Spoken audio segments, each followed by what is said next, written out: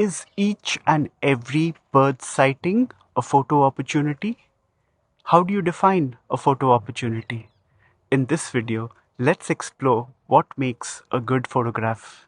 First, I want to thank you for watching my previous video and writing a comment. Comments are a realistic guideline for me to know what information you found valuable and what information I need to further clarify in future videos. I hope you take the time to leave a comment at the end of this video. These days I'm taking courses to become a facilitator of visual art therapy workshops. During the lockdown, I'd launched a 3-hour workshop called Develop Your Creative Eye Through Mobile Photography.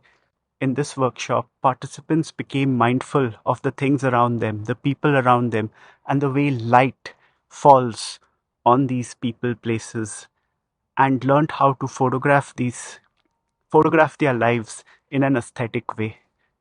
More recently, I've revived one of my childhood passions, that's drawing cartoons, and I draw a cartoon almost every day and post it on my Instagram page. The link to my Instagram page is in the description. I cannot stress enough on how important it is to learn how to use your camera in the manual mode. Because when you set your camera in the manual mode, you make informed decisions on what the aperture should be, what the ISO should be, and what the shutter speed should be to give you super sharp pictures of that bird in that moment. Leaving it to the automatic or semi-automatic modes will give you inconsistent results. If a bird suddenly shows up and you're in one of the automatic or semi-automatic modes and you just point at it and fire away, the chances are that you won't end up with a keeper.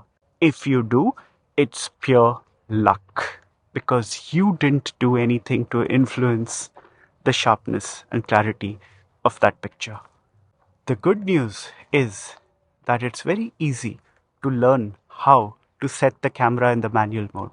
So that way you can have the aperture at the widest possible value so that you get maximum light coming into your lens onto the sensor, and at the same time the background goes completely out of focus, and that way you can isolate your subject.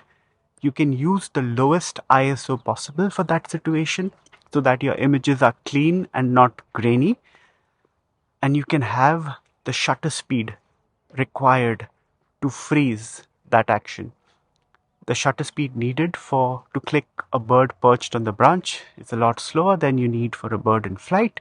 So these are informed decisions that you're going to be able to make if you know how to use your camera in the manual mode. So if a bird just comes, stays on a branch for 2 or 3 seconds and takes off, is that a photo opportunity? I don't think so. If I get a picture, it's purely luck. But let's be realistic. It takes a second or two for me to be able to ensure that my camera is set for that moment. And one of the most important results that I wish to achieve is that I want the eye of the creature to be absolutely sharp.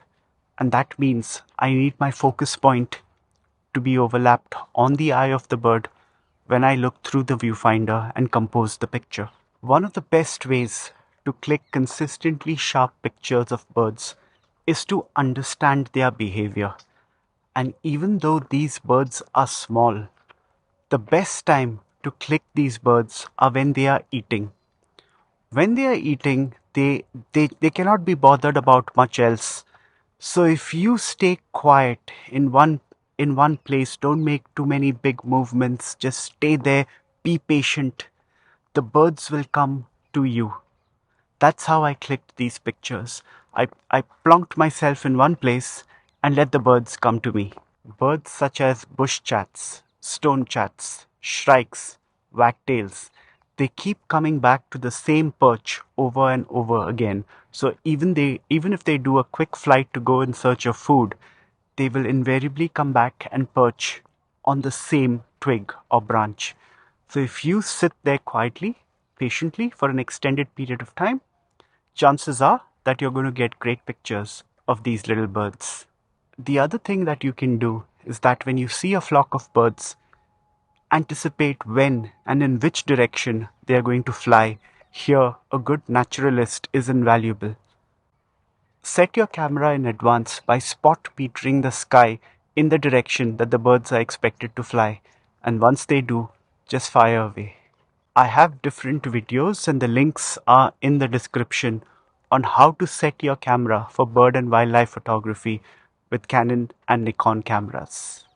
I hope this video reassures you that not every bird sighting is a photo opportunity and that it's important to learn a little bit about their behavior to be able to get closer to them and click super sharp pictures of birds. And the same goes with wildlife and larger animals. I'm Girish Menon, and the best news that I have for you is that you can learn bird and wildlife photography from me one-on-one over live video calls from anywhere in the world. Please have a look at my website www.girishmenon.com to have a look at the workshops and courses that I offer.